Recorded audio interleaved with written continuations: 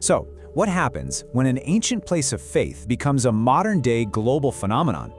We're talking about a story that weaves together deep history, incredible devotion, and, get this, measurable science. It's a fascinating convergence. So let's jump right in and explore the Ayodhya phenomenon. Okay, let's start with a number that is, well, it's just staggering. 55 million. That's how many people have visited the Mandir in Ayodhya since it was consecrated in early 2024. No, that's not a typo. Over 55 million people in just a handful of months. This isn't just a crowd, it's a tidal wave of humanity that has instantly turned this ancient city into a global spiritual hub with the whole world watching. Which leads us to the big question, right? Why?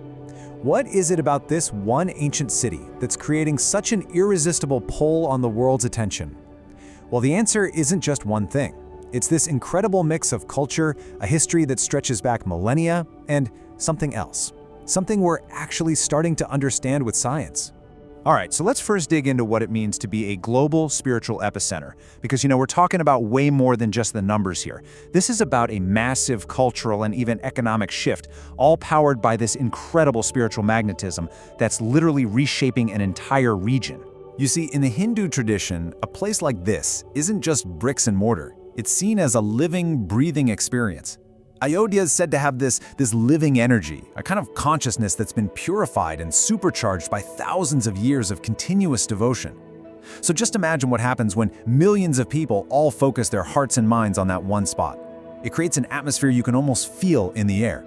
In that spiritual gravity, it has very real-world ripple effects. People are calling it the Ayodhya effect.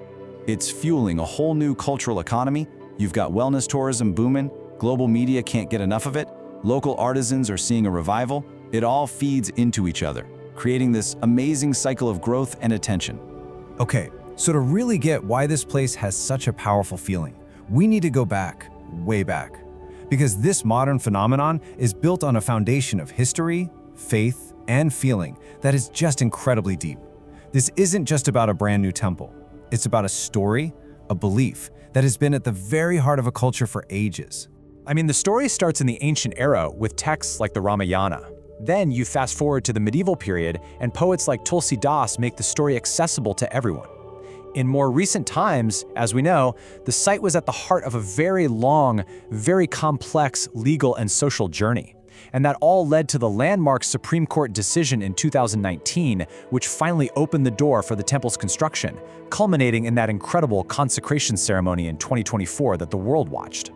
And this really brings us back to that idea of a living experience, that feeling people talk about. It's not just a vague idea. It comes from this collective memory, the shared devotion of generation after generation who carried this story in their hearts. It's like all that human feeling has been woven into the very fabric of the place. But here's where things get really, really interesting. We're about to take a turn from history and faith into the lab. We're talking about the science of devotion. Because believe it or not, researchers are now studying the very real, observable effects of these ancient spiritual practices.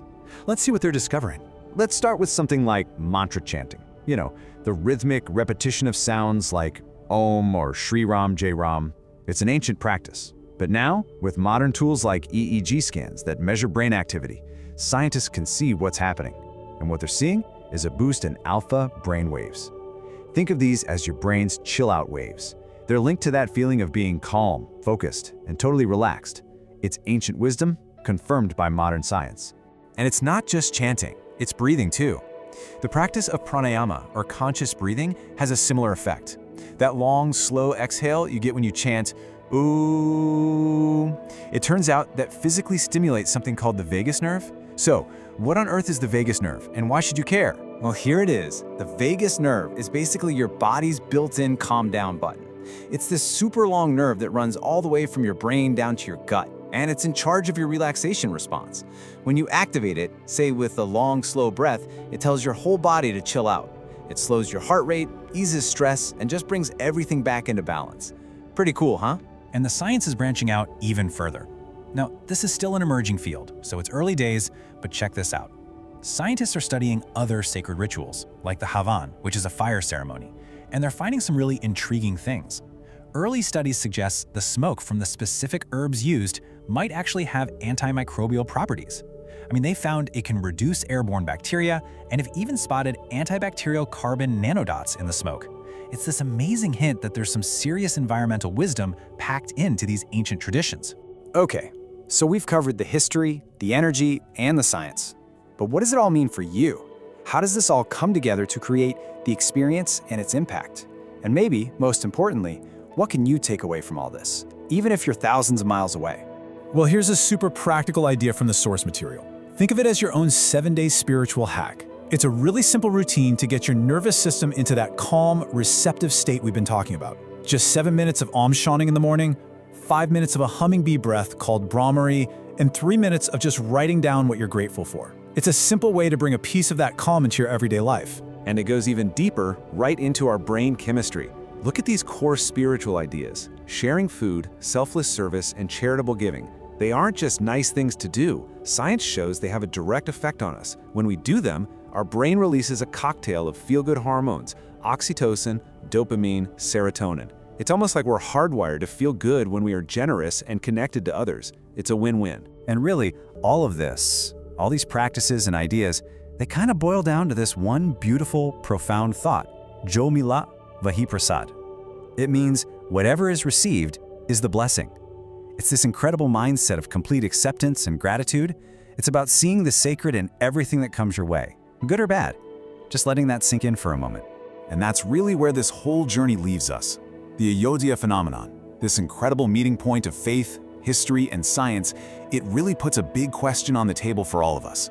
In our crazy, high-stress modern world, is it possible that a key to our own well-being has been waiting for us all along, hidden in the wisdom of these ancient traditions? It's definitely something to think about. Thanks for